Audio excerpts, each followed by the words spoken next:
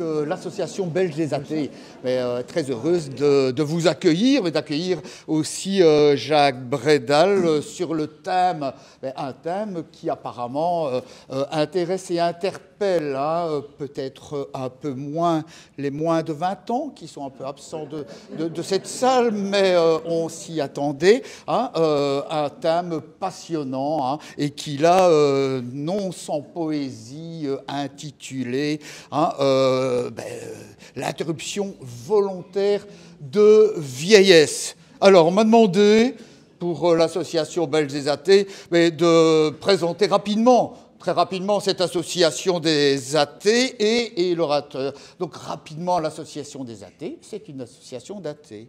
Et donc qui défend, qui veut promouvoir l'athéisme, mais qui a aussi toute une série d'activités, dont cette conférence, un colloque annuel, et qui publie aussi des ouvrages, hein, et notamment un ouvrage qui pourrait éventuellement intéresser certains d'entre vous, Mourir sans Dieu, hein, une série de contributions. Le dernier, pourquoi croit-on en Dieu, et une volumineuse histoire de l'athéisme en Belgique. Voilà, ces livres seront en vente pour celles qui le désirent à la fin de la conférence. Voilà pour ce qui est de là-bas, pour Jacques Bredal. Ça va être presque aussi court, j'imagine, parce que, oui, comme il y a peu de moins de 20 ans, on le connaît tous, hein, comme, on va dire, présentateur du journal télévisé pendant un certain nombre d'années. Il s'introduisait comme ça chez nous, un invité qui buvait peu, hein, mais qui était très présent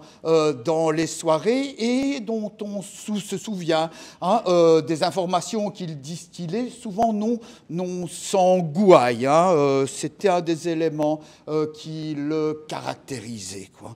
Et nous avons eu l'occasion, puisque je suis enseignant à l'université de Mons, je me rappelle, hein, il y a une douzaine d'années, une quinzaine, hein, ça ne nous rajeunit pas tout ça, nous avons eu l'occasion de l'inviter, et là, il nous avait révélé un de ces petits éléments d'humour qui parsemaient ces JT, et dont, je pense, peu avaient perçu le sens. C'est un pari, tu t'en souviens, c'est un pari fait avec des amis que un mot étonnant serait glissé dans le JT. Hein, et le JT commence, il se poursuit, on essaye de se dire, mais quand est-ce qu'il va le glisser? Va-t-il le glisser? Ou bien qu'est-ce qu'il nous a raconté, jusqu'au moment où il s'agit de prendre congé des téléspectateurs, des téléspectatrices aussi. Et là, il nous glisse le mot, hein, qui était celui de bonsoir banane, bonsoir monsieur, hein, et il avait gagné son pari. Donc, messieurs, banane, hein, surtout banane, hein, soyez attentifs, hein, de la manière dont Jacques va commencer sa conférence ou dont il va la terminer. Après cela, bien sûr, la parole sera à vous pour un débat, hein, sur cette question. Mais maintenant, je pense qu'il est temps, hein, le JT est déjà largement commencé, et nous vous attendons pour cette conférence. Donc, il y a un peu plus de 2 ans maintenant, c'était en février-mars 2022, probablement en quête d'un sujet, c'est ce que les journalistes appellent entre eux un marronnier. Vous savez, quand on ne sait pas trop de quoi on va parler, qu'est-ce qu'on fait? On cherche. Et un des trucs, c'est il y a quelqu'un qui était célèbre il y a 20 ans, si on essayait de voir ce qu'il devient. Peut-être il est mort, on ne sait pas, mais si on le retrouve, qu'est-ce qu'il devient? Et donc j'ai vu arriver chez moi, après un coup de téléphone quand même prémonitoire, un jeune journaliste de la DH. Ce n'est pas le journal que je lis d'habitude, mais ce jeune homme était tout à fait aimable et finalement très attentif.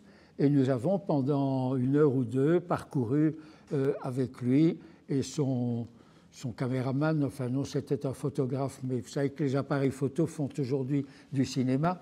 Nous avons parcouru ce qu'on peut appeler ma carrière, entre guillemets, d'enseignant d'abord, de journaliste ensuite et de retraité pour finir. Et tout à la fin de cette interview, alors que tout le monde était en train de remballer son matériel, mon jeune collègue m'a dit, et maintenant, si je peux vous demander, vous pensez à quoi? Alors, bon, la chose était comme ça, je pensais pas mal à la mort. Pourquoi? Parce que je venais de perdre successivement 2 personnes qui m'étaient chères. D'abord, j'avais perdu la dernière personne plus âgée que moi dans ma famille. C'était la dernière épouse de mon père, elle avait 98 ans, c'était un âge respectable. Elle avait fini sa vie dans une maison de retraite en priant le Seigneur en qui elle croyait de la rappeler à elle, mais il ne voulait pas. Et elle ne voulait pas entendre parler d'une accélération du processus, et donc elle a fini par s'éteindre, mais je trouve assez misérablement, elle n'était pas du tout contente. Et puis j'avais vécu aussi, ça c'était beaucoup plus récent, la mort d'un ami très proche qui souffrait d'un cancer du côlon en phase terminale. On n'arrivait pas à l'en sortir. La médecine avait déclaré forfait. On l'avait renvoyé chez lui et on était en train de l'assommer petit à petit à coups d'analgésiques, de morphine et autres produits du même genre. Et il perdait progressivement le ciboulot. Un jour, je l'entends encore, il s'est redressé tout à coup dans son fauteuil et il a dit « Écoutez, non, maintenant, ça suffit, il faut qu'on en finisse. » Si on passait par l'euthanasie, il avait prononcé le mot, il a pu signer un papier demandant l'euthanasie et quelques semaines après, la chose était réglée. Une belle mort. Il a pu faire venir ses enfants, il a fait venir sa sœur, quelques amis, il a dit au revoir à tout le monde et il est parti paisiblement. Donc, je pensais un peu à ces 2 décès et je pensais aussi à la mort, à la mienne de mort. Pourquoi? Parce que c'est quelque chose qui ne doit probablement pas vous être totalement étranger. La mort, à un certain âge, on finit par y penser de plus en plus souvent. On a l'impression, en tout cas, c'est mon cas de plus en plus souvent, de ne plus servir à grand-chose, de devenir assez inutile. Il n'y a personne qui vous attend, il n'y a personne qui a réellement besoin de vous. On a des tas de petits problèmes qui s'accumulent, qui font que votre délabrement commence. Tous les matins, ça craque un petit peu plus fort. On commence par en rire en se disant le jour où ça ne craquera plus, c'est que je serai mort. Mais c'est moyennement comique quand même à la longue. On voit que quand on est en train de faire sa toilette, on se regarde dans le miroir et on a une image de soi qui est de plus en plus désagréable. On devient franchement laid. Enfin bref, on a l'impression que la vie n'a plus beaucoup de sens, on n'a plus beaucoup d'intérêt pour la vie, et même quelquefois, on se sent assez fatigué de vivre. En tout cas, c'était mon cas. Et donc, j'ai dit à ce brave journaliste, ben voilà, je pense assez régulièrement à ma mort, mais je lui ai dit aussi qu'arrivé à la fin de ma vie, je n'avais absolument aucune envie de la terminer dans une maison de retraite, maison de repos et de soins. Comme on dit, je ne voulais pas la finir égrottant dans une maison de retraite, je ne voulais pas la finir non plus dans un hôpital avec des perfusions et je ne sais pas tout quoi. Je souhaitais, disais-je, choisir moi-même le moment et, si possible, pourquoi pas, les conditions, la technique pour passer de vie à trépas, même si les autres me trouvaient toujours en bonne santé. Il y a toujours quelqu'un qui vous dit, quand vous dites « Oh, j'ai envie de mourir », mais enfin, tu es encore si bien. Ce « encore » est quelque chose qui m'énerve prodigieusement. Combien de temps ça va durer, ce « encore » ? Alors, j'avais à l'époque employé une formule un peu, disons, un peu forte, un peu cash, comme on dirait aujourd'hui. Je ne veux pas, avais-je dit, j'ai retrouvé les termes exacts, me retrouver un jour obligé d'en appeler à quelqu'un pour me torcher le derrière. Et la formule a fait un buzz, comme on dit. Elle a été publiée dans le journal en encadré pour que personne ne la perde. Et ça m'a valu un coup de téléphone d'abord de Julie Morel et de l'émission Déclic. Est-ce que tu ne viendrais pas expliquer ce que tu entends par là ? Et donc, j'ai été dans Déclic expliquer ce que j'entendais par là, avec un petit peu plus de détails.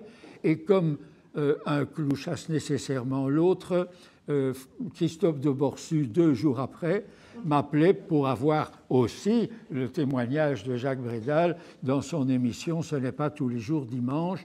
Il a essayé d'en faire une sorte de pot-au-pot sur l'euthanasie, le suicide assisté et tout et tout. Et bref, ça a tourné un petit peu en eau de boudin. Mais voilà, j'ai été célèbre pendant une semaine. C'était bien, c'était bien. Ça m'a valu après, et ça c'était beaucoup plus intéressant, ça m'a valu après quantité de messages par le mail, par le téléphone, par WhatsApp, enfin tout ce que vous pouvez imaginer. Tout qui avait trouvé un numéro de téléphone ou une adresse m'a écrit, envoyé des messages, et donc j'ai rencontré des gens, j'ai bu des cafés, beaucoup de café, un petit peu de bière aussi de temps en temps, j'ai même été déjeuner avec certains, enfin bref, j'ai fait pas mal de jolies connaissances, et quelques-unes d'entre elles m'ont petit à petit, non pas contraint, mais un petit peu éveillé à l'idée de cultiver ma curiosité de journaliste. Elle n'était pas tout à fait morte sur ce sujet qui avait l'air d'intéresser. Je n'étais pas le seul donc à avoir peut-être envie de ne pas finir avec quelqu'un pour me torcher le derrière. Alors évidemment, ce n'est pas une préoccupation générale. Il ne faut pas croire que tout le monde pense comme ça. J'ai l'impression que si on devait faire un sondage, les gens qui disent « je veux choisir moi-même l'heure de ma mort », croyants ou incroyants mélangés d'ailleurs, ça ne doit pas faire beaucoup plus de 10%. Mais enfin, 10%, c'est quand même pas mal de monde, même dans un petit pays comme la Belgique. Mais il n'empêche, nous sommes, nous autres, les athées, de ceux qui pensent que notre vie nous appartient. Alors, c'est dans une certaine mesure, même si nous ne sommes pas des lecteurs assidus de Spinoza, nous savons que nous sommes menés quand même par un certain déterminisme. Nous savons que nous ne sommes maîtres ni de l'endroit, ni des conditions dans lesquelles nous allons naître, et que ces conditions de notre naissance vont conditionner une bonne part de notre existence. Si vous naissez dans un petit village du Sahel, vous n'aurez pas la même existence que si vous naissez à Boston, États-Unis, ou même à Bruxelles. Vous n'aurez pas la même existence si vous naissez à Molenbeek ou si vous naissez par ici, à Ixelles, du côté de l'avenue d'Université. Alors, à tout le moins, pensais-je, ou pense-je toujours, pourrions-nous ou serions-nous tout à fait ridicules ou tout à fait prétentieux en disant « est-ce que nous ne pourrions pas au moins prendre le contrôle alors sur notre mort, à défaut d'avoir le contrôle total sur notre vie? Est-ce que ce serait tout à fait inconcevable de demander ce droit ?» Et on me répond « mais ce droit, tu l'as, ce n'est pas un problème. Tu vas jusqu'au bricot du coin, tu achètes 10 mètres de corde et tu choisis un arbre accessible dans le fond d'un jardin ou au creux de la forêt soigne et tu te pends. Le suicide, ça n'est pas interdit. Dans le temps, vous savez que le suicide était condamnable, qu'on faisait un procès aux suicidés. On les brûlait en place publique parce qu'ils avaient fait quelque chose de répréhensible. Ce n'est plus tout à fait notre cas. Mais le suicide, quand on y pense, c'est quand même extrêmement violent. Je ne me vois pas au moment où on pousse la chaise pour que la corde se tende. Je ne me vois pas aller acheter un pistolet ou un revolver et je ne sais pas très bien s'il faut le mettre sur la tempe, s'il faut se le mettre comme ça, s'il faut le mettre en bouche ou s'il faut, comme me disait l'autre jour quelqu'un, non, il vaudrait mieux comme ça parce que ça fait moins de tâches. Donc, c'est un petit peu compliqué, c'est assez violent. Et de toute façon, c'est extrêmement violent pour celle ou ceux qui vont vous retrouver. Et par-dessus le marché, c'est assez inefficace, semble-t-il.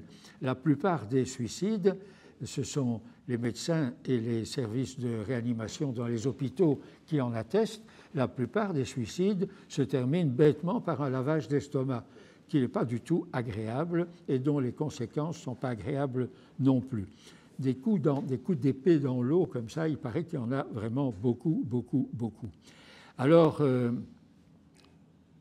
les interlocuteurs à qui vous dites « oui, mais je veux quand même choisir ma mort » disent « mais enfin, est-ce que tu n'es pas membre de l'association pour le droit de mourir dans la dignité? Est-ce que tu ne milites pas pour l'euthanasie?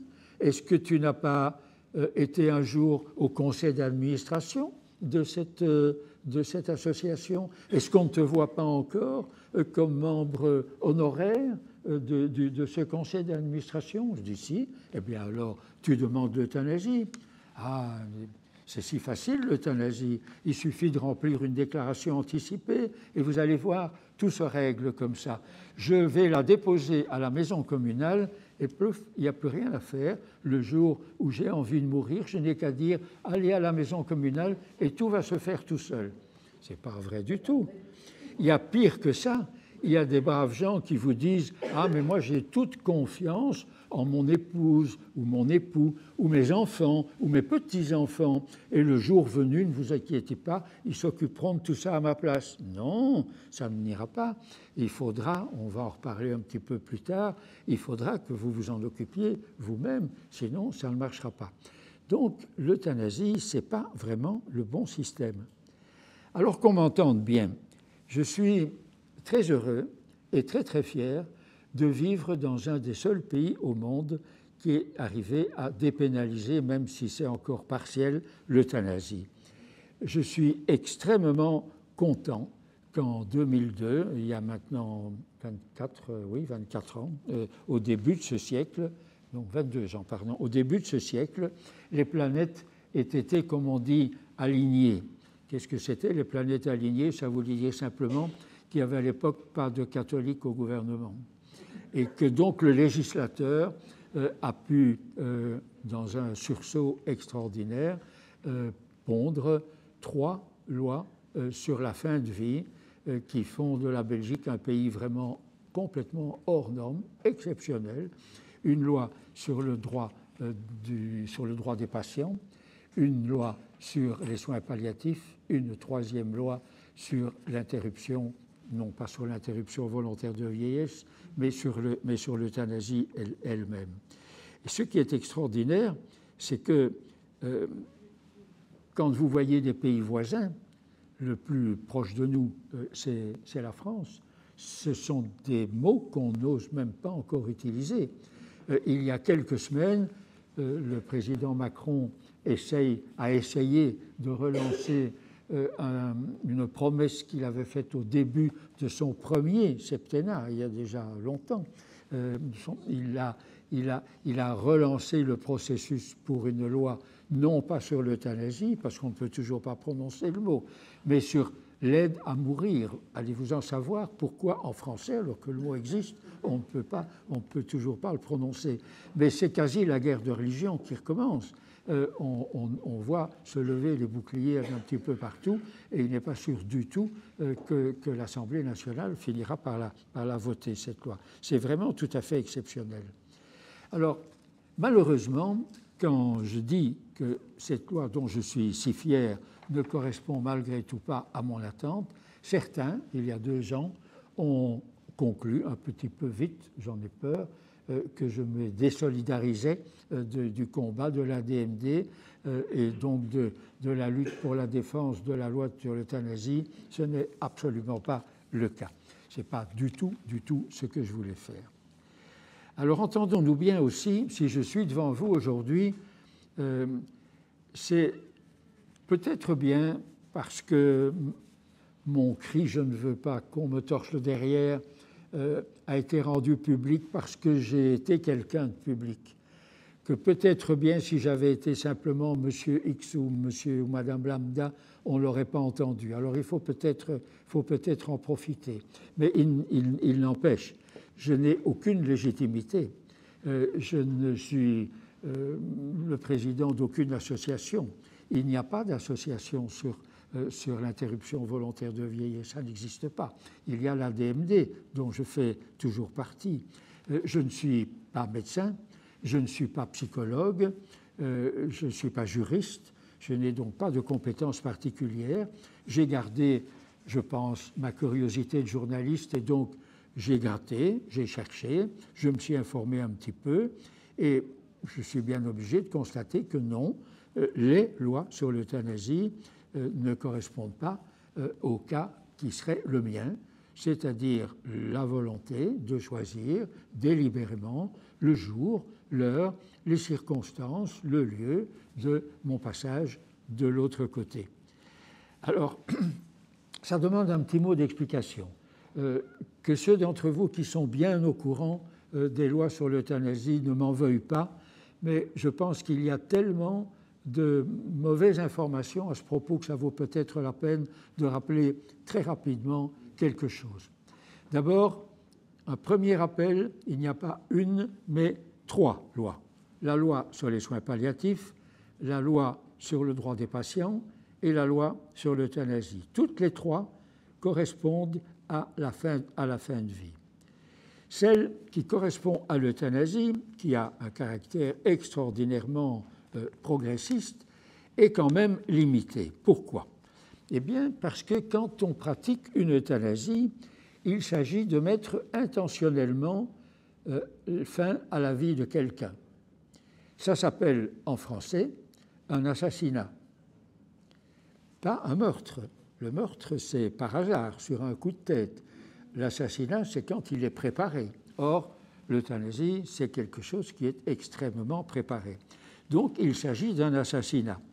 Sauf que, d'après la loi de 2002, il n'y aura pas d'infraction, donc il n'y aura pas d'assassinat, à condition qu'une personne qui éprouve, et les termes sont importants, une souffrance physique ou psychique inapaisable, qui résulte d'une affection incurable et grave, sans aucune autre issue que le décès, et que cette personne demande explicitement à être euthanasiée, qu'elle ne dise pas simplement qu'on en finisse. Que cette demande soit volontaire. Il ne faut pas qu'elle ait été suggérée par des parents, par des amis, etc. Non, c'est vous-même, volontaire, réfléchi, répété, qu'il n'y ait eu aucune pression extérieure, qu'il n'y ait eu aucune pression de conscience, que vous ne répondiez pas, par exemple, parce que, hélas, ça se trouve, à des, excusez-moi, mais ça c'est déjà vu, à des enfants qui disent « Est-ce qu'il ne serait pas que temps tu dégages ?» Je suis désolé, mais ça s'est déjà vu. Il faut donc que la personne est la personne elle-même, personne d'autre. Donc, pas la personne qui vous aime et qui vit avec vous même depuis 60 ans, pas les enfants que vous aimez, que vous adorez, pas les petits-enfants. Non, personne. Vous, que cette personne consciente, majeure, évidemment, est capable, attention, capable, donc, pas l'objet d'un jugement qui vous prive du droit de gérer, par exemple, vous-même vos biens parce que vous avez des moments d'absence. Non, capable. Que vous exprimiez cette demande, non pas à n'importe qui, mais que vous l'exprimiez à un médecin. Et le médecin doit l'entendre lui-même. Il ne faut pas qu'on la lui rapporte, il ne faut pas qu'on vienne lui dire « mon papa a dit que… » Non, il faut que le médecin entende lui-même « papa ». Et le cas échéant, qu'il ait l'occasion de lire le texte de sa demande. Alors, contrairement à ce qu'on pense, il ne faut pas nécessairement le formulaire de la DMD, il suffit de 2 lignes sur papier libre avec une date et une signature. Mais il faut que le terme euthanasie apparaisse et que votre signature y apparaisse. Il faut donc tout ça. Alors, si on se réfère à tous ces documents que va devoir remplir le médecin qui, le cas échéant, pratiquera l'euthanasie, vous allez voir qu'on voit que le diagnostic et la description des traitements est quelque chose d'extraordinairement important. Le médecin va devoir justifier le geste qu'il va faire. Il ne suffira pas qu'il dise « c'est un ami, j'ai senti le besoin de l'aider ». Non, il faudra qu'il explique qu'il a tout essayé, qu'il n'y avait pas moyen de faire autre chose. Alors c'est un diagnostic qui, le cas échéant, vous le savez probablement, doit être confirmé par un autre médecin. Et dans le cas où la mort annoncée ou la maladie qui pourrait causer la mort ne mène pas à un décès prévisible, immédiat dans les semaines, dans les mois qui viennent, il faut interroger un psychiatre. Il faut que quelqu'un dise que la souffrance n'est pas physique, mais qu'elle est psychique. En ce qui me concerne, moi qui ne souffre, en apparence en tout cas, d'aucune maladie visible, ça ne marchera jamais. Ou en tout cas, ça va être extrêmement, extrêmement compliqué, on le devine. Et ce sera d'autant plus compliqué qu'il faudra quand même toujours qu'un médecin opère et que pour lui, ça ne sera sans risque, entre guillemets, qu'à condition qu'il respecte scrupuleusement une procédure extraordinairement compliquée. Il faudra qu'il prouve qu'il s'est bien assuré qu'il s'agissait d'une demande et que la demande a été répétée. Il faudra qu'il prouve que le patient l'a maintenue jusqu'au dernier moment. Il n'y a qu'une seule exception à ça, c'est que si vous avez rempli une demande préalable d'euthanasie et que vous êtes dans le coma, on admettra que votre demande est valable. Mais pas si vous avez, par exemple, des problèmes de démence ou si vous perdez de temps en temps la boule, comme on dit, ça ne suffira pas. Il faudra que vous puissiez la répéter jusqu'au dernier moment et le médecin va devoir le prouver. Il va devoir montrer qu'il a consulté, le cas échéant, si vous le demandez ou si ça existe, la famille ou un conseil de médecins si vous êtes dans un hôpital ou dans une maison de retraite. Il devra montrer qu'il a consulté au moins un autre médecin, au moins un de ses collègues, et, je le répète, un psychiatre s'il s'agit de souffrance psychique et pas de souffrance physique. Et il devra, en finale, rassembler tous ces documents, tout ce dossier, pour remplir le dossier final qui va devoir être envoyé à la commission de contrôle, et il devra le renvoyer dans les 4 jours ouvrables après avoir pratiqué l'euthanasie. 4 jours, ce n'est pas beaucoup. C'est tellement peu qu'il y a quelques mois à peine, il y a eu un gros incident. On est passé à côté d'une véritable inculpation parce qu'un médecin avait loupé, je crois, de 2 ou 3 jours le délai légal de remise de son dossier et quelqu'un a dit « Ah, mais ça ne va pas, hein, ça ne va pas ». Il a rentré son dossier trop tard. Donc l'erreur administrative, entre guillemets, était aussi punissable que s'il avait commis une erreur de diagnostic. Bref, il y a tellement d'obstacles à lever pour arriver à pratiquer finalement une euthanasie qu'on peut se demander si ce parcours du combattant n'est pas en réalité quelque chose qui aurait été pensé pour faire en sorte que l'euthanasie n'ait jamais lieu. Et c'est d'ailleurs ce qui arrive, hélas, trop souvent. On traîne tellement que le malade décède avant qu'on ait eu l'occasion de passer à l'acte.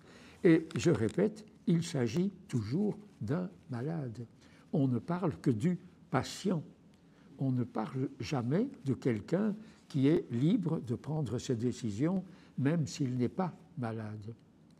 Donc, encore une fois, c'est toujours pas la chose qui m'intéresse, moi. Moi, je voudrais ne devoir en référer à personne. Et jusque-là, c'est vraiment pas possible. Alors, qu'on m'entende bien, une fois encore, j'ai 85 ans, plus pour très longtemps, pour 2 mois encore. Après, je vais passer à 86. Bon, je ne suis pas du tout pressé. Je suis ce qu'on peut appeler un retraité heureux. Je suis venu jusqu'ici en voiture, je ne suis pas trop dangereux, je crois. J'ai une compagne que j'aime, qui m'aime. J'ai des enfants, des petits-enfants avec qui je m'entends plutôt bien. J'ai des amis, pas beaucoup, mais fidèles. Je lis, je vais au cinéma, je vais au théâtre, je voyage, pas loin, mais plutôt régulièrement. Je bois beaucoup plus qu'1 verre par jour. Je fume toujours le cigare. Enfin bref, je me prive de rien, je profite de la vie, si on peut dire. Voilà, je tiens à la vie, mais pas à n'importe quelle vie. Tant qu'elle est comme ça va. Le jour où ça ne serait plus comme ça, je suis plus sûr du tout d'avoir le même jugement. Je pense que la vie, il faut réfléchir à ça. La vie doit avoir un sens pour qu'elle vaille d'être vécue. Il faut qu'on sache quand on se réveille le matin, pourquoi on se réveille le matin. Pas simplement parce qu'il fait jour. On a déjà plus fait sonner le réveil depuis très longtemps. Mais qu'est-ce que je vais faire aujourd'hui? Et pas simplement, je vais traîner en pyjama, m'installer devant la télé, attendre que vienne le soir. Ça ne suffit pas vraiment. Je pense que si la vie n'a pas de sens, si j'ai l'impression que j'ai vécu tout ce que j'avais envie de vivre, si je me trouve comme pas mal de personnes âgées, un peu fatiguées de vivre, je ne veux pas survivre à n'importe quel prix. Pourquoi est-ce que je devrais finir moins bien que je l'ai vécu, si on y pense? Pourquoi? Je parle à la première personne, parce que je ne suis pas prosélyte, je ne parle que pour moi. Pourquoi est-ce que je devrais accepter, au nom de cette survie, pour gagner quelques jours, quelques semaines, quelques mois, des traitements ou d'une discipline qui me priverait de tout ce qui fait mon plaisir de vivre? Au nom de quoi est-ce que je devrais subir la souffrance, la dépendance, la déchéance? Pourquoi est-ce que je devrais attendre avec une patience et une résignation très chrétienne, si on y pense, que la vie me soit ôtée, comme ça, naturellement, si j'ose dire? Très récemment encore, si on y pense, un sénateur du VLD, c'était en 2017, il s'appelle Jean-Jacques de Gucht, et il envisageait une proposition de loi destinée à étendre le cadre légal de l'euthanasie à la fatigue de vie ou au sentiment de vie accomplie. Il envisageait la proposition. Il n'a finalement jamais déposé. Mais quand on regarde le site internet de l'ADMD, quand on lit les documents de l'ADMD, au menu objectif, qu'est-ce qu'on trouve? On trouve toujours, entre autres objectifs, celui, je cite, d'obtenir la reconnaissance d'un droit à l'assistance au suicide plus large que celui reconnu par la loi sur l'euthanasie en faveur de personnes d'un grand âge ayant un sentiment de vie accomplie. Ça, c'est bien ce qui nous intéresse, non? Et même, on a inventé, nous y voilà, on a inventé pour définir cette revendication d'un droit à mourir quand on veut, la jolie formule d'interruption volontaire de vieillesse. Alors, Madame me demandait tout à l'heure comment on y était venu. Eh bien, j'aurais bien voulu être l'inventeur de la formule. Et malheureusement, ça n'est pas le cas. Malheureusement, ça n'est pas le cas. Elle est, tenez-vous bien, elle est de Pierre Desproges. Oui, elle est de Pierre Desproges. Et elle date de 1983. À l'époque, il avait en radio, sur France 3, il avait en télé, sur France 3, une minute quotidienne qu'on appelait la minute nécessaire de Monsieur Cyclopède.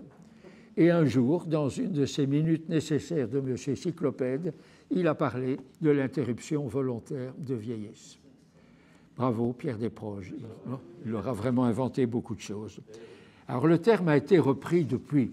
Il a été repris récemment dans un assez beau livre de souvenirs qui s'appelle « Terminer en beauté » et qui a été publié, c'est très récent, en 2019, par une auteure française, Jacqueline Jacquet. Alors, qu'est-ce qu'elle dit, Jacqueline Jacquet? Elle dit, entre autres, « Mes jours heureux sont derrière moi. Mes mains tremblent un peu. Des douleurs lombaires et abdominales me saisissent et me font de plus en plus souffrir. Le Covid n'a rien arrangé, ni pour moi, ni pour les autres. La crise sanitaire a montré à quel point les personnes âgées sont solitaires ou infantilisées. Les EHPAD c'est le nom qu'on donne en France aux maisons de retraite, les EHPAD se sont mués en prison. Alors Jacqueline Jean-Clair réclamait un ministère des vieux. Son credo, les personnes du troisième âge ne devraient pas avoir besoin d'un diagnostic, ni même d'une prescription médicale pour exercer leur libre arbitre, à savoir mourir quand bon leur semble, dignement, entourés ou seuls, sans heurts ni douleur. Elle y est arrivée. Jacqueline Jean-Clair était membre de l'ADMD en France.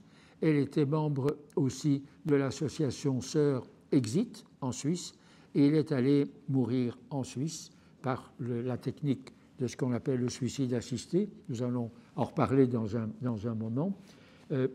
Pour arriver, et ce sont ses propres termes, ils sont très beaux, pour arriver à réussir sa mort comme elle estimait avoir réussi sa vie. Je trouve que la formule est assez belle.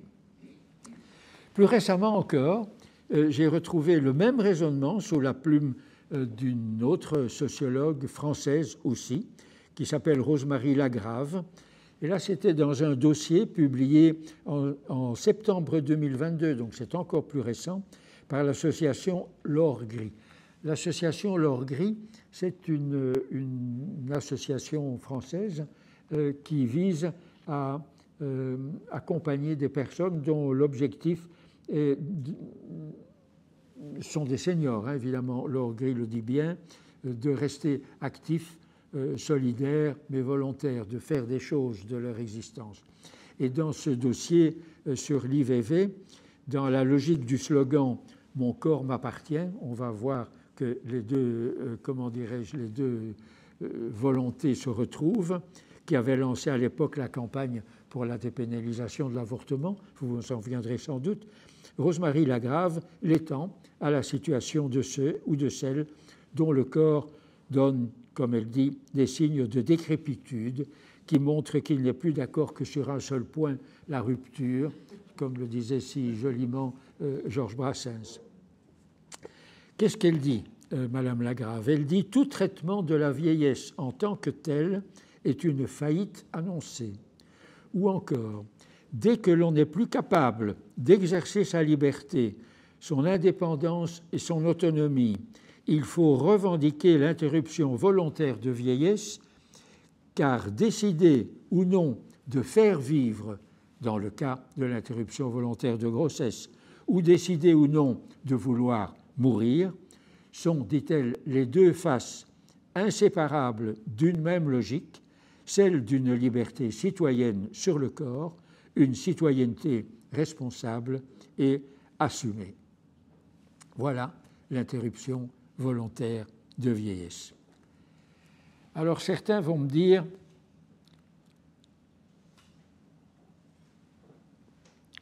c'est une attitude parfaitement égoïste. Eh bien, je ne le crois pas. Je dirais au contraire. Je pense qu'une mort choisie, annoncée, préparée, ça peut être pour les proches un véritable soulagement.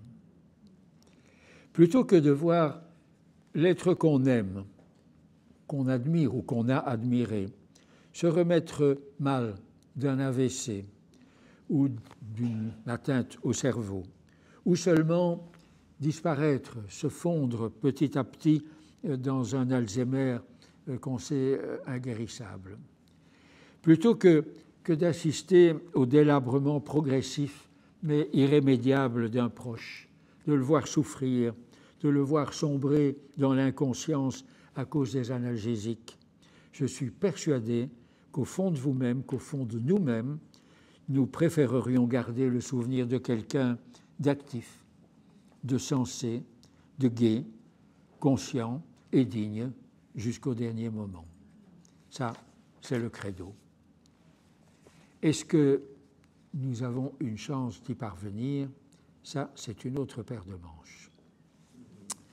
Je l'ai dit déjà, le suicide est une fausse bonne idée, mais il existe, nous venons de le voir, le suicide assisté, tel qu'on le pratique en Suisse. Alors, quand on gratte un peu, on découvre des choses qui sont quand même assez curieuses. Qu'est-ce que c'est, le système suisse? C'est l'interprétation du code pénal. Le code pénal suisse interdit l'euthanasie. Il condamne évidemment aussi l'assassinat. Mais il permet d'aider quelqu'un à mourir dans le cas où ce n'est pas pour une cause égoïste. Alors il faut interpréter. Qu'est-ce que c'est une cause égoïste? Nous sommes en Suisse. C'est quand il est question d'argent. Une cause égoïste, c'est quand, par exemple, on a une chance de toucher un héritage ou de pouvoir prendre une assurance vie ou quelque chose comme ça. Donc, quand il n'y a aucun rapport d'argent avec la personne qui veut se suicider, alors on peut l'aider. Et comment pratique-t-on? Ah, l'euthanasie reste interdite. Donc, on pratique tout à fait autrement. Qu'est-ce qu'on fait dans ce cas-là? On doit d'abord s'installer en Suisse, minimum louer un appartement. On doit se faire membre d'une association locale du style ADMD.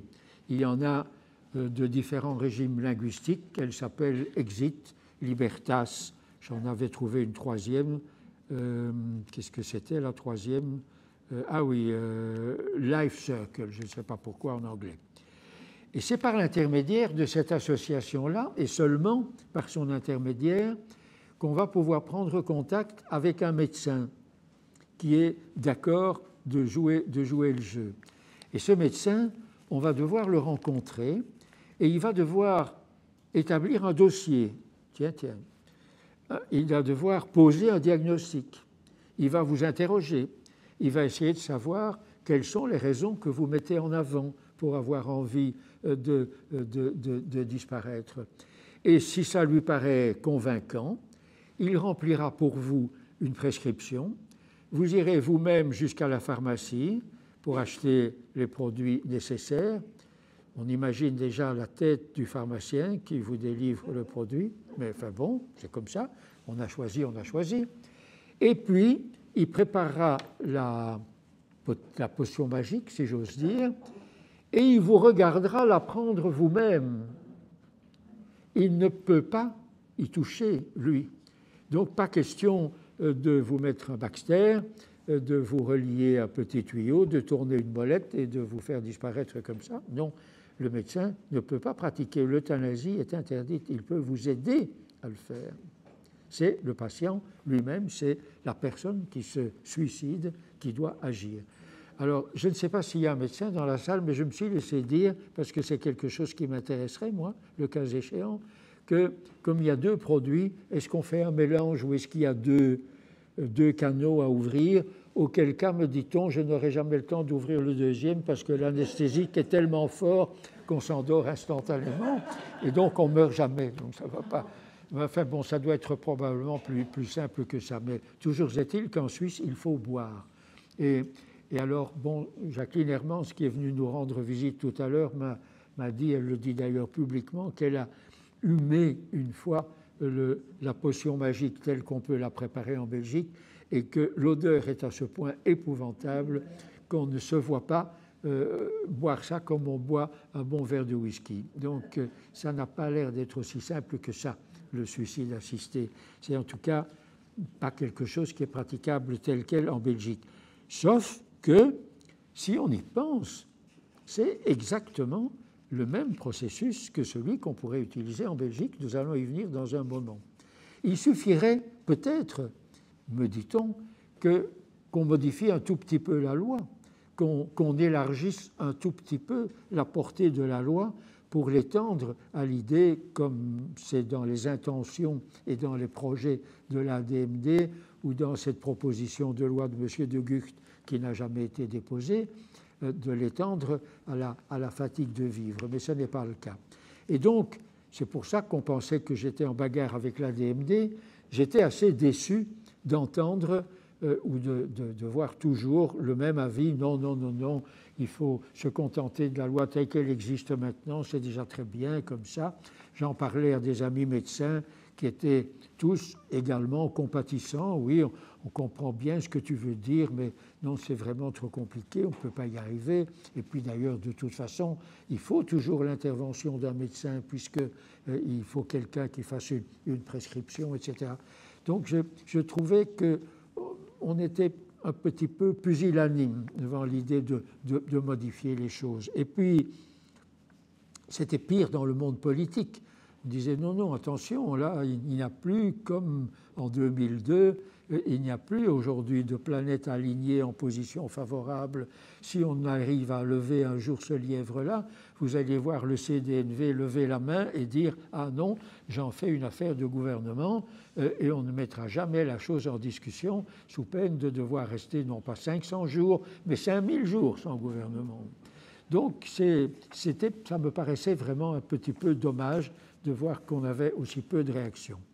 Et puis j'ai réalisé assez vite, parce que quand même on réfléchit, que peut-être bien en effet mon impatience n'était pas de bon aloi, que finalement nous avions en Belgique une loi qui était déjà extraordinairement en avance par rapport à tout ce qui existe un petit peu ailleurs dans le monde.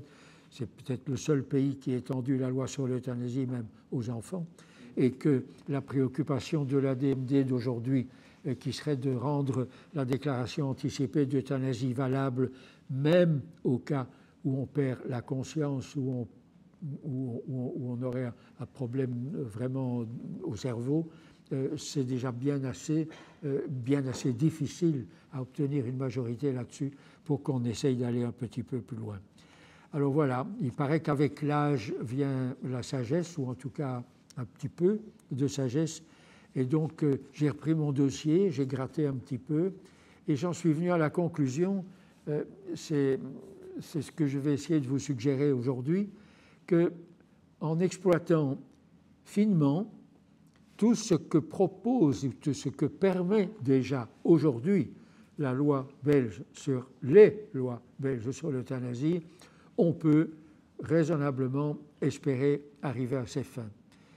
Pourquoi? Eh bien parce qu'on peut faire valoir, puisque la loi le permet, une souffrance psychique insupportable.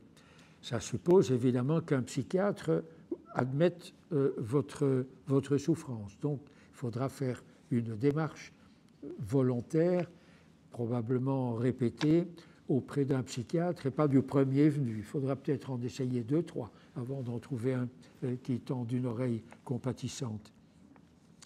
Il faudra peut-être aussi profiter à fond de la loi sur le droit des patients, parce que la loi des patients vous donne la possibilité de refuser un certain nombre de traitements, ce qui équivaudrait pratiquement à accélérer votre mort.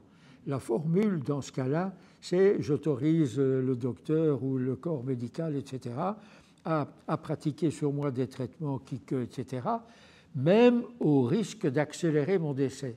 C'est une formule un petit peu ambiguë, mais qui permet finalement pas mal de choses. C'est elle qui permet, par exemple, la sédation prolongée, qui est le truc qu'on utilise généralement quand vous avez affaire à des médecins ou à un corps médical qui ne veut pas pratiquer d'euthanasie, mais qui vous dit gentiment « ne vous en faites pas, on vous aidera ». Quand on dit « on vous aidera », ça veut dire « on va vous endormir ». Ça ne veut pas dire « on va vous euthanasier », ça veut dire « on va vous endormir », ce qui n'est pas tout à fait la même chose quand même. Donc, il faut utiliser ces deux choses-là, donc la souffrance psychique inapaisable et la loi sur le droit des patients. Mais attention, il faut pour ça être bien sûr qu'on a averti tout qui devait l'être.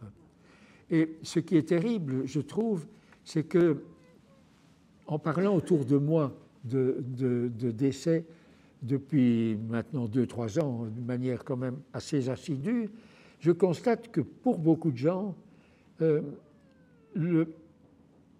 la chose reste taboue, ou en tout cas extrêmement difficile à aborder avec ses proches, avec des enfants, avec des parents, même avec des amis. Allez, ne parlons pas de ça, buvons encore un verre. Ou bien, mais tu es si bien, tu regardes un petit peu, on a été promené, on a fait ceci, on a fait cela. Donc, ce n'est pas facile d'aborder sereinement l'idée de la mort. Ce n'est pas simple. Ou alors on vous dit, mais tu es un petit peu dépressif, c'est pas grave, prends 15 jours de vacances, va au soleil, ça ira beaucoup mieux. C'est difficile à expliquer, c'est très très difficile à expliquer. Donc il faut vraiment être très très explicite auprès de ses proches. Il faut aussi être très très explicite auprès de son médecin. Mais quand je dis explicite, c'est vraiment explicite. Il ne faut pas que le médecin vous dise « ne vous en faites pas, on s'occupera de vous le cas échéant ». Non, non, il faut vraiment lui faire préciser jusqu'où il est disposé à aller. Parce que vous avez beaucoup de médecins qui sont parfaitement bien intentionnés, qui sont prêts à vous aider, donc à vous endormir, mais pas à vous euthanasier. Et si votre médecin n'est pas prêt à vous euthanasier, alors il faut, excusez-moi, il faut changer de médecin. Où il faut profiter de ce que la loi vous permet de faire, c'est-à-dire lui demander de s'adresser à un de ses collègues qui, lui, sera éventuellement d'accord. Mais donc, il faut en parler. Il faut vraiment s'exprimer clairement. Ce qui serait bien aussi, alors, et ça c'est quelque chose qui apparaît de plus en plus, c'est que l'on puisse, parce que quand on parle à un médecin, on tombe évidemment sur quelqu'un qui va être intéressé au premier chef, mais qui va se sentir aussi terriblement concerné, à qui ça va faire mal. Il faut trouver le moyen de rendre les choses les plus simples possibles.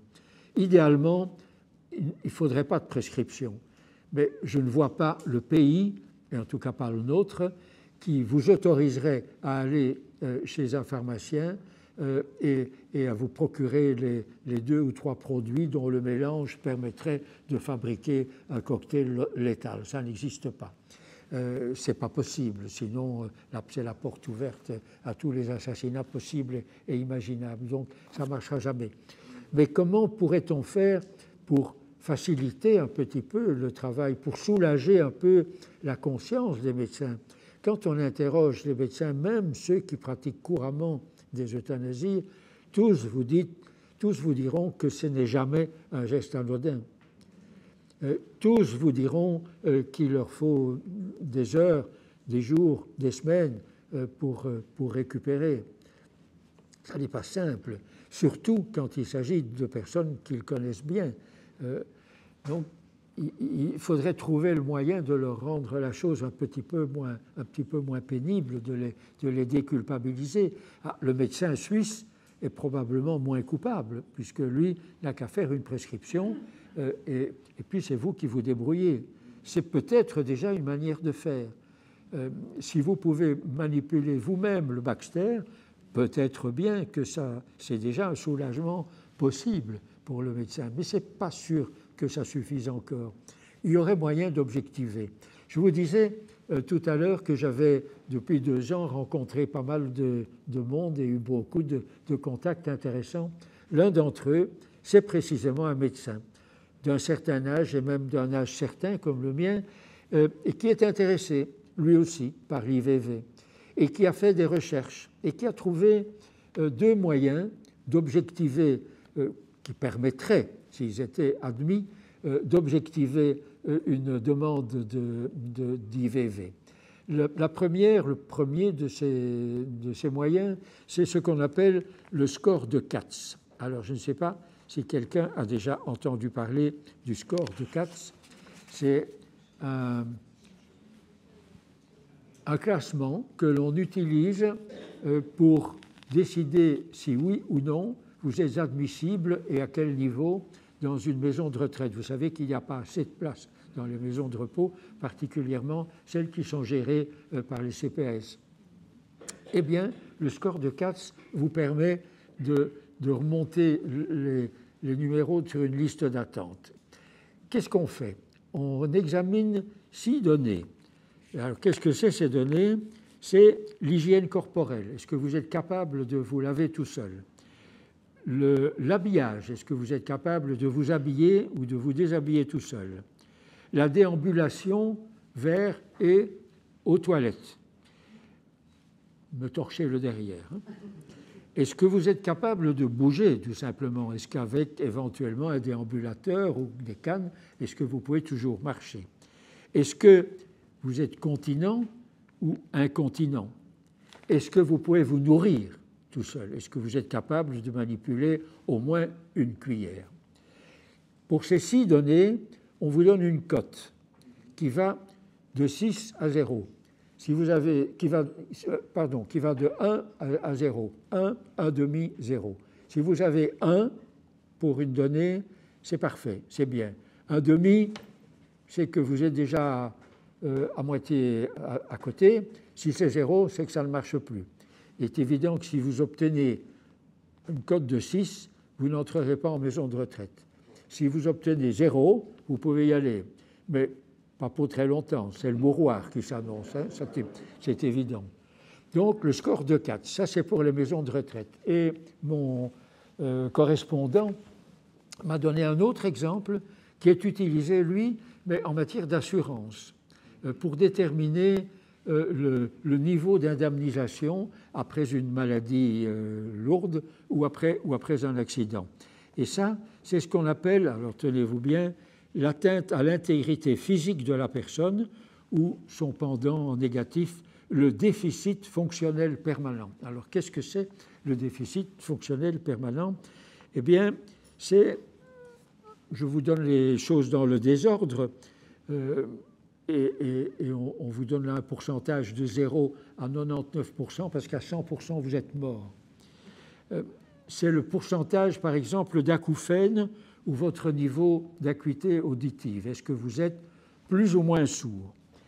C'est la fonction visuelle. Est-ce que vous êtes, quand vous avez un certain âge, hein, entendons-nous, est-ce que vous êtes plus ou moins capable de vous débrouiller avec vos yeux, plus ou moins aveugle? Est-ce que vous êtes plus ou moins capable de manger? Est-ce qu'il vous reste plus que 2 dents? Et le cas échéant, est-ce que vous supportez le dentier qu'on vous a mis, parce que ça n'est pas toujours nécessairement le cas. Est-ce que vous êtes capable de vous tenir debout, ou est-ce que vous souffrez de graves vertiges ou de graves troubles de l'équilibre? Est-ce que vous arrivez encore à tenir bon devant les exigences de votre vessie ou de ce qu'on appelle très pudiquement le bas appareil? C'est un terme presque 18e, vous savez, le bas appareil. Bon, alors là aussi, c'est un pourcentage. Évidemment, si à 99%, vous n'êtes plus capable de contrôler votre bas appareil, que vous n'y voyez plus, que vous n'entendez plus rien, que vous ne pouvez plus bouger, que vous ne pouvez pas vous nourrir tout seul, etc., on dit, voilà, vous êtes pratiquement mort. Dans ce cas-là, on tolérerait peut-être bien plus facilement de vous faire passer de vie à trépas. Alors, bon, ces 2 scores ou ces deux moyens techniques d'objectivation ne sont malheureusement pas reconnus par la législation. Il suffirait peut-être d'un petit addendum quelque part pour qu'il le soit, mais ce n'est pas le cas. Alors, qu'est-ce qui reste? Ben, il reste l'application de la déclaration anticipée d'euthanasie et il reste le petit, le petit badge not to be reanimated, ne pas ranimer, qui sont d'une efficacité relative. C'est un membre mais vraiment éminent de l'ADND qui dit la déclaration anticipée, c'est vraiment un leurre, parce que même si quelqu'un assure à l'hôpital que vous l'avez rempli, etc., ça ne prouve pas encore qu'on ne va pas essayer de vous ranimer, qu'on ne va pas essayer de... Tout dépendra de l'hôpital dans lequel vous tomberez, tout dépendra de la manière dont fonctionne son service des urgences, tout dépendra de la personnalité des médecins et des soignants devant qui vous allez vous trouver, puisque personne n'est obligé, évidemment, de pratiquer une euthanasie ou de refuser des soins, donc c'est quand même très, très aléatoire. C'est pareil pour le not to be reanimated, même si vous le faites tatouer sur la poitrine, comme paraît-il quelques personnes ont essayé de le faire.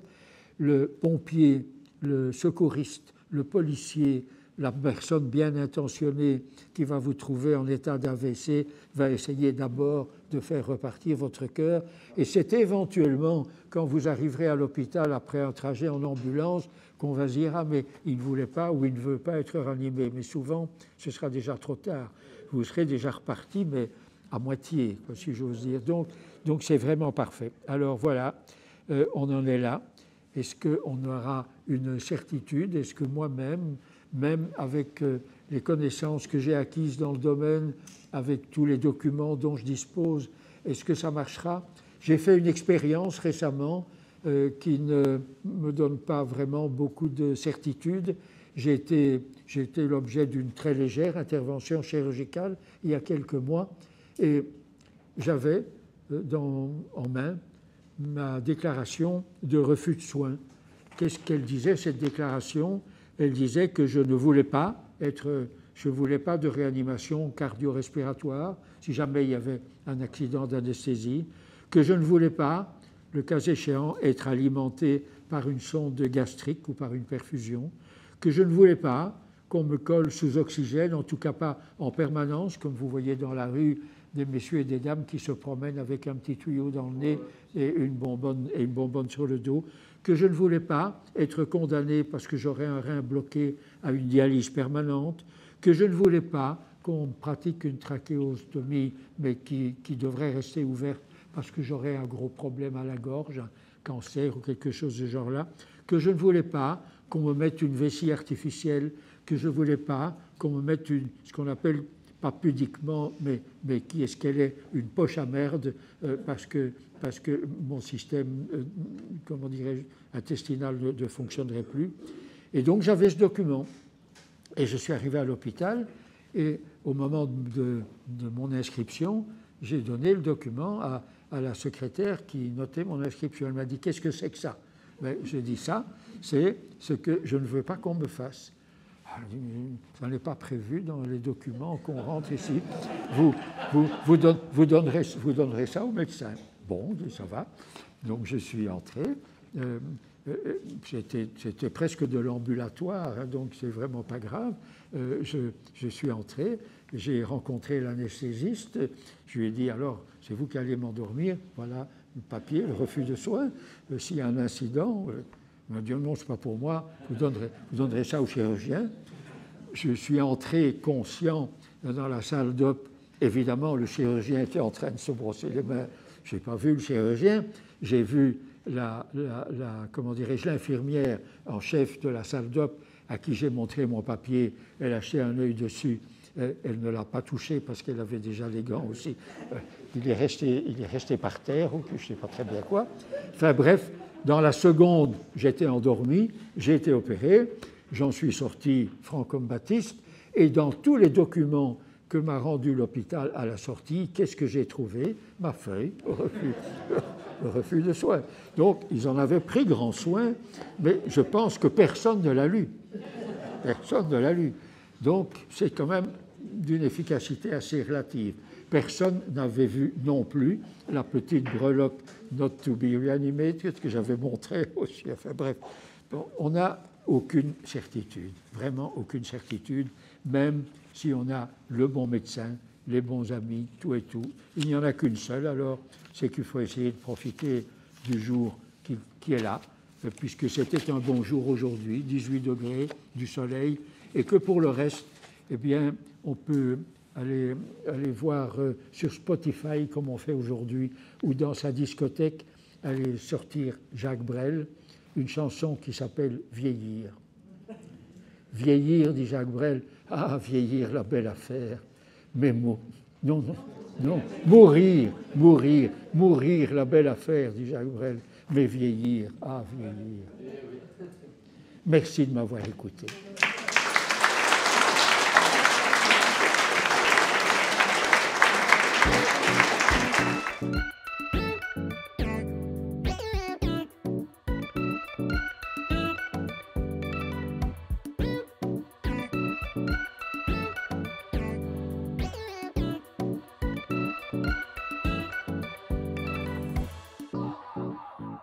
J'aimerais souligner une chose très importante que Jacques a dit. c'est le fait que l'on vit dans un pays qui a osé parler du tabou de la mort. Regardons ce qui se passe en France. Cette question de mourir dans la dignité qui est débattue depuis des années en France. La DMD française a été constituée en 1980, donc 2 ans avant la DMD Belgique. On voit que ce tabou existe toujours. Mais au-delà de ce tabou, la question qui se pose, c'est le respect de l'autonomie de la personne. Jacques l'a souligné, notre vie nous appartient. Elle n'appartient pas à la société ou à, je dirais, un être extraterrestre comme Dieu, enfin, à supposer que ce soit un être. Donc, en Belgique, on a osé dire qu'il était possible pour un médecin d'aider à mourir un de ses patients. Mais bien sûr, ce qu'il y a, c'est qu'on a prévu des conditions. Quand je dis bien sûr, c'est qu'il était impossible, à l'époque, d'envisager une ouverture totale à l'aide à mourir sans condition. C'est parmi les objectifs de la DMD, d'arriver un jour à ce que l'on puisse bénéficier, je dirais, de l'aide technique pour pouvoir mettre fin à sa vie dans de bonnes conditions.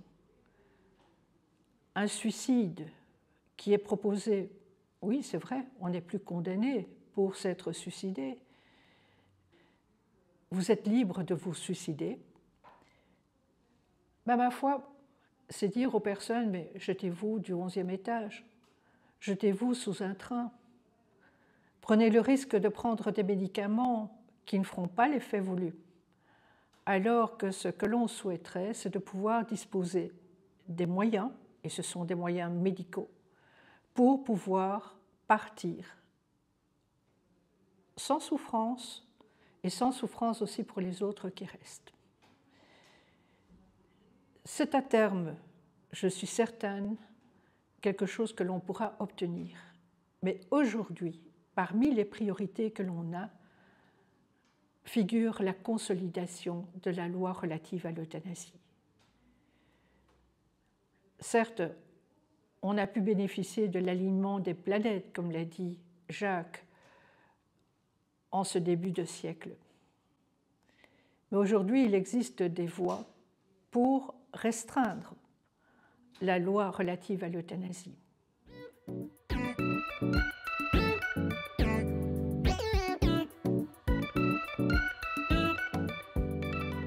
Par exemple, dans les maisons de repos, où le personnel soignant, opposé à ce choix de fin de vie, met des bâtons dans les roues pour les personnes en demande d'euthanasie. Il faudrait certainement avoir une attention toute particulière sur l'obligation de neutralité des professionnels de la santé. Chacun a des conceptions, mais un professionnel de la santé, en premier lieu, doit justement mettre ses convictions, je dirais, en arrière par rapport à ce qu'il doit faire, être au service des patients, des résidents dans des maisons de repos et des maisons de repos et de soins. Ce que je voudrais dire également, c'est que lorsque l'on examine les chiffres des déclarations qui sont soumises à l'examen de la commission d'évaluation et de contrôle, l'on peut constater que les catégories d'âge les plus concernées par l'euthanasie, c'est au-delà des 70 ans. Et ceci me permet de dire que par rapport à des situations où la personne âgée, mais ça peut aussi être une personne plus jeune, est atteinte de polypathologie, il y a aussi une possibilité d'entendre sa demande d'euthanasie. La chose est encore pas assez connue et surtout auprès de professionnels de la santé.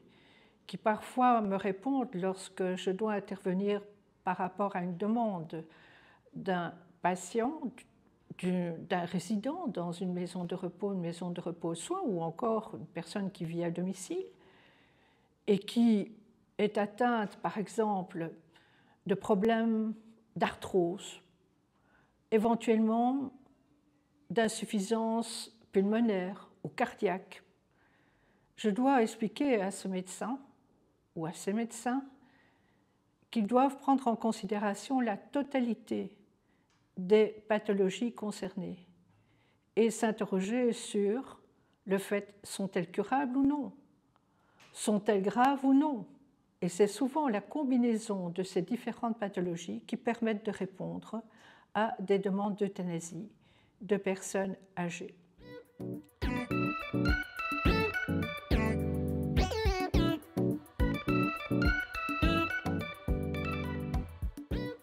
La déclaration anticipée d'euthanasie a occasionné de nombreux débats lors de l'élaboration de cette loi. Le résultat, c'est qu'elle est très formelle, formaliste, et qu'en quelque sorte, c'est un contrat d'adhésion. On la signe, on la fait signer par 2 témoins. On peut désigner une ou des personnes de confiance. Mais quand sera-t-elle d'application? En fait, la loi a prévu que l'euthanasie est possible dans une situation où le patient est atteint d'une affection grave et incurable, c'est le droit commun, qu'il est inconscient et que sa situation est irréversible eu égard à l'état actuel de la science. Ce qui a été traduit dans le domaine médical comme étant, pour des patients, dans ce que l'on peut qualifier de coma irréversible. Je n'aime pas beaucoup cette expression, mais vous comprenez ce que cela veut dire. Ça veut dire que le patient jamais ne redeviendra conscient. Un état végétatif, par exemple, donc un état d'éveil non répondant. Mais quid de personnes qui atteintes de lésions cérébrales graves, que ce soit par rapport à une maladie telle que l'Alzheimer, ou encore à la suite d'une tumeur au cerveau, ou d'un AVC, ou de l'évolution d'une maladie de Parkinson, eh bien, la déclaration anticipée, elle restera sur papier, mais ne permettra pas à un médecin de poser l'acte d'euthanasie. Il faut absolument que l'on fasse sauter ce verrou et que l'on puisse, dans nos déclarations, préciser les modalités dans lesquelles on souhaiterait que l'acte soit posé. Encore une fois, il faut le dire, personne n'est obligé de demander l'euthanasie. Personne n'est obligé d'écrire une déclaration anticipée. Et un médecin peut également exercer sa clause de conscience. Mais qu'est-ce que cela soulagerait des personnes qui, se sachant par exemple atteintes de démence progressive, pourraient encore profiter de la vie, en sachant que le jour, par exemple, où ces personnes ne reconnaîtraient plus les leurs, ou se trouveraient dans de telles situations que l'on verrait de façon très claire que souffrance il y a, eh bien à ce moment-là, le médecin pourrait poser l'acte d'euthanasie. Est-ce impossible? Certainement pas. La chose est possible aux Pays-Bas et cela a été confirmé donc par les plus hautes instances judiciaires du pays. Donc, offrons cette possibilité aux personnes de telle façon qu'en quelque sorte, elles ne soient pas obligées de précipiter leur demande d'euthanasie, de crainte qu'elles basculent de l'autre côté du miroir et que leur demande ne soit plus entendue.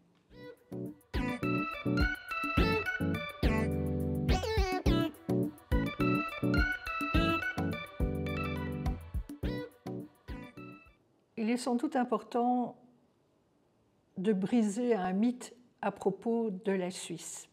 Il est vrai qu'en Suisse, le suicide assisté existe et que des associations telles qu'existent, qui ont été nommées par Jacques, donc accompagnent des personnes dans leur demande d'assistance au suicide.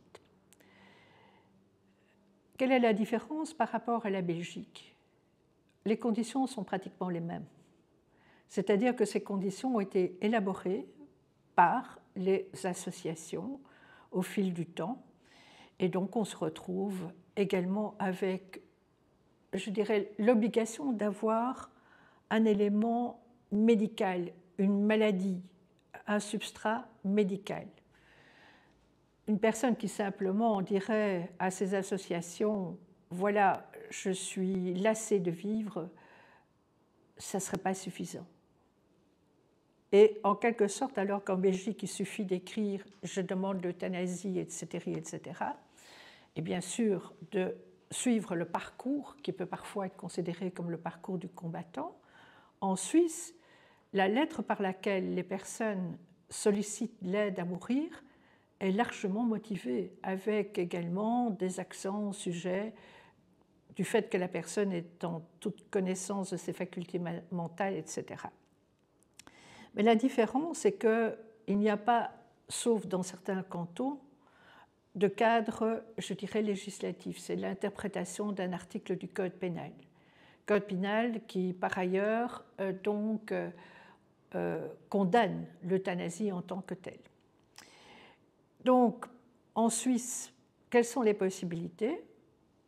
Les conditions sont pratiquement les mêmes qu'en Belgique, mais la personne accompagnée, pas nécessairement par un médecin, mais ça peut être le cas,